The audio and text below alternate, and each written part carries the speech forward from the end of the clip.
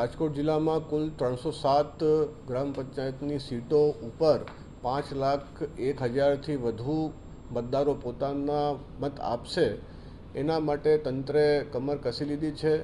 અમે જે મટીરિયલના અલગ અલગ સાધનો સામગ્રીના જે ટેન્ડર છે એ કરી નાખ્યા છે. મેન પાવરની જે તાલીમ છે, એનું સ્ટાફનું જે ડેટાબેઝ છે એ પણ સુદૃઢ કરવામાં આવી રહ્યું છે. અલગ અલગ સમિતિઓની રચના કરી દેવામાં આવી છે. અને આપ સૌ થકી હું તમામને એ જ વિનંતી કરું છું કે પોતાનું જે બહુમૂલ્ય મતાધિકાર છે એ વાપરીને દેશની લોકશાહીને વધુ સુદૃઢ બનાવશો. એની પ્રક્રિયા હજી ચાલુ છે. ગ્રામ પંચાયતની ચૂંટણીઓમાં હાર જીતનું માર્જિન ઘણીવાર ઓછું રહેતું હોય છે અને લોકલ ઇશ્યુઝના લીધે ઘણીવાર આ જે ચૂંટણીઓ છે વધારે સંવેદનશીલ બની જતી હોય છે. આ બધા પાસાઓને ધ્યાને લઈ આ સંવેદનશીલ મથકોને આઈડેન્ટિફાય કરવાની કામગીરી અત્યારે ચાલુમાં છે.